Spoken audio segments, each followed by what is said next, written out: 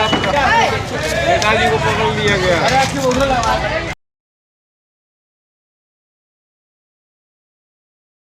नमस्कार, मैं हूं ब्रजेंद्र मिश्रा। आप देख रहे हैं न्यूज ट्रैप ऑनलाइन।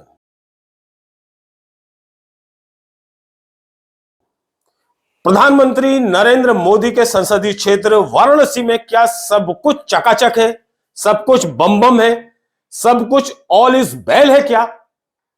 यह सवाल पूरे वाराणसी की फिजा में तैर रहा है, लेकिन शायद ऐसा नहीं है। यदि ऐसा होता तो वहां की नाराज जनता पार्षद पति को इस तरह से बंधक नहीं बनाती जिस तरह से बनाया गया है। आप देखिए किस तरह से वहां की गुस्साई जनता ने पार्षद पति को रस्सियों से बांध दिया, बकायदा कुर्सी में बिठाला और रस्सियों से बांधकर उस पार्षद पति को बंधक बना लिया और उससे सवाल पूछे कि आखिर ये सीवर की गंदगी वाराणसी जैसे पवित्र शहर में सड़क पर कैसे बह रही है। यह प्रदूषण, गंदगी, नालियां सड़क पर उतरा रही हैं, नालियों की सफाई नहीं हो रही है। तो ऐसे में पार्षद, वहां का नगरीय निकाय, वहां का जल निगम क्या कर रहा है? जनता का आक्रोश इतने में भी शांत नहीं हुआ। लोगों ने उस पार्षद पति से दो टूक लहजे में कहा कि आखिर इतने बार शिकायत करने के बाद भी सड़कों से सीवर साफ नहीं हो रहा। और बड़ा सवाल यह है कि आखिर सड़क पर एक गंदगी कैसे बह रही है, वहां से लोगों का निकलना मुश्किल है। जो नालियां हैं चौक पड़ी हैं, ऐसी चौक पड़ी हैं कि पूरा गंदा पानी, पूरी गंदगी सड़क पर उतर आ रही, तैर रही है। लोग हलाकान हैं और इसकी वजह से वाराणसी में डायरिया जैसी बीमारी भी फैल चुकी और इसको भुगता जनता ने।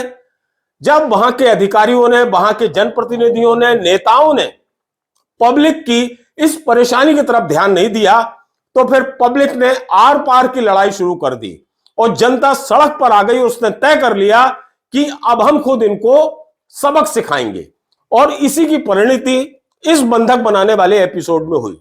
ये पार्षद पति सुबह वहां से निकल रहे थे, सड़क से गुजर रहे थे, तभी जनता ने, गुस्साई भीड़ ने इन्हें पकड़ लिया और बकायदा कुर्सी में बिठाला और इन्हें रस्सियों से कुर्सी में बांध दिया और इनसे सवाल जवाब किए। अब इनके पास भी कोई जवाब नहीं था, क्योंकि जनता कोई एक दिन से थोड़ी लगी थी, जनता तो महीनों से ये बात बोल रही थी और पिछले 10 दिन से तो वहां स्थिति बहुत ज्यादा खराब थी, लेकिन कोई सुनने वाला नहीं था। तो लोगों ने गुस्से में आकर फिर अपना ये कदम उठाया। अब आप सुनिए पार्षद पति किस तरह की सफाई दे रहे हैं।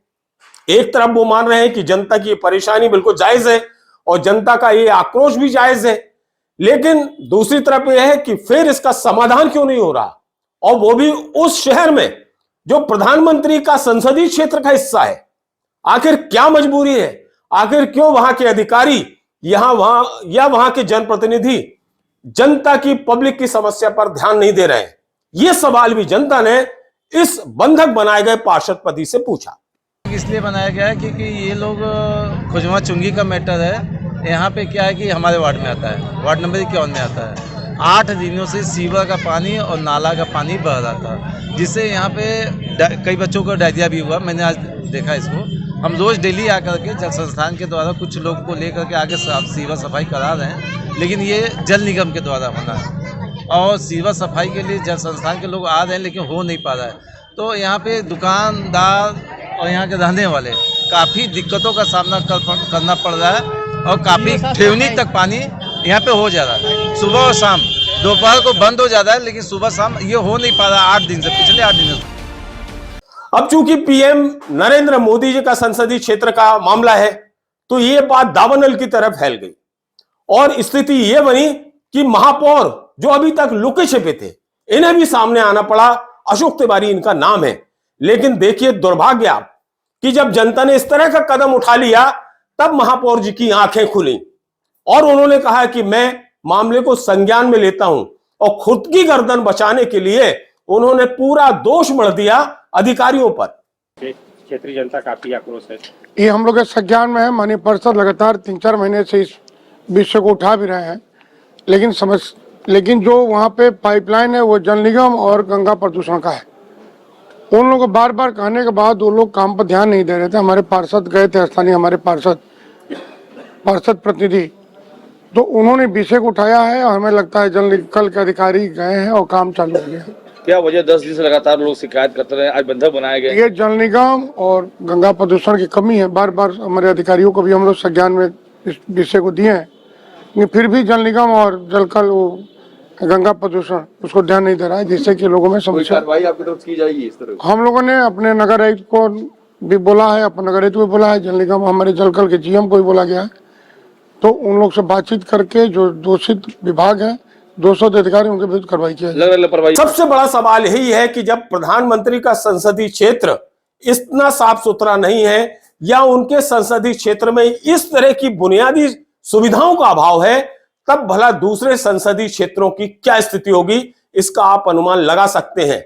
और आपको अंदाजा लग गया होगा कि अब अपनी परेशानियों से, अपने वार्ड की समस्याओं से, क्षेत्र की तकलीफों से जनता इतनी त्रस्त हो चुकी है कि अब वो खुद दो दो हाथ करने के लिए तैयार हो गई है। और ये बहुत अच्छा संदेश है और ऐसा मध्य प्रदेश के शहरों में भी होना चाहिए, क्योंकि मध्य प्रदेश के शहर में भी जो जनप्रतिनिधि हैं, जो नगरीय निकाय के प्रतिनिधि हैं, वो भी बेहद लापरवाह हैं।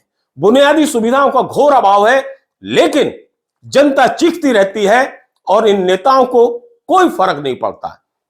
ऐसे में इनकी जवाबदेही तय करना जरूरी है। और जिस तरह का ये एपिसोड वाराणसी में हुआ है, इससे सीधे सीधे एक मैसेज गया है कि अब बाकी स्टेट में भी, बाकी शहरों में भी इस तरह से जनता को खुद सामने आना पड़ेगा और अपनी लड़ाई खुद लड़ना पड़ेगी। क्योंकि नेता तो सिर्फ तब आते हैं जब उन्हें वोट चाहिए रहता है, और जब वोट मिल जाता है उसके बाद वो फिर नजर नहीं आते। अब आप कल्पना कीजिए, यदि हर शहर में ऐसा होने लगा कि गुस्साई भीड़ अपने क्षेत्र के चाहे पार्षद हो, विधायक हो या सांसद हो, उनको इसी तरह पकड़कर बंधक बनाकर सवाल पूछने लगे कि बताइए आखिर ये समस्या क्यों हमारे इस एरिया में, हमने आखिर आपको क्यों वोट दिया था, तो निश्चित तौर पर ये मानिए कि उस जनप्रतिनिधि में एक डर पैदा होगा। और डर होगा किरकिरी का कि साहब लो, अब तो जनता ही हमसे सवाल पूछने लगी। और जनता सिर्फ सवाल भर नहीं पूछती, उसका समाधान भी जरूरी होता है। और बिल्कुल इसी तरह की स्थिति ग्रामीण क्षेत्रों में भी होना चाहिए। वहां भी जो जिला पंचायत है, जनपद पंचायत है, पंच सरपंच है, सचिव है, ये भी बिल्कुल अपने मन मुताबिक कार्य करते हैं। इन पर भी किसी का नियंत्रण, कंट्रोल नहीं है। गांव की जनता कुछ नहीं कर पाती और ये वहां डेवलपमेंट के नाम पर पूरा पैसा हजम कर जाते हैं।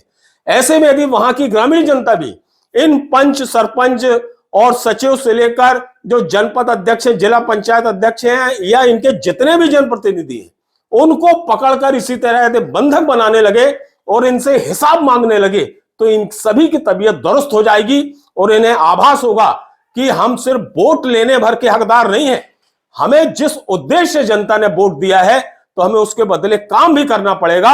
वरना जनता इसी तरह सबक सिखाएगी जिससे उनकी राजनीति धरी की धरी रह जाएगी और उनकी जैसी क्रिकरी होगी, उससे फिर उबर पाना बहुत मुश्किल होगा। इसलिए वाराणसी की जनता का ये जो कदम है वो स्वागत योग्य है और वास्तव में उससे एक अच्छा संदेश और मैसेज देश के तमाम प्रदेशों में भी जाता है और जाना चाहिए।